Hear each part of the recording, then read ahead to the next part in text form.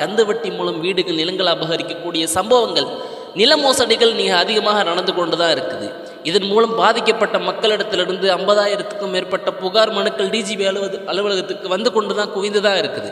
சமீபத்தில் நெல்லை மாவட்ட ஆட்சியர் அலுவலகத்தில் மனு கொடுப்பதற்காக வந்த ஒரே குடும்பத்தை சேர்ந்த 2 குழந்தைங்க உள்ளிட்ட 4 பேர் தீக்குளித்து இறந்திருக்காங்க. இப்படி தனி மனிதன் மட்டுமல்ல, உலக நாடுகள் அனைத்துமே இந்த வட்டியை மையமாக வைத்து இயங்கி வருகிறது.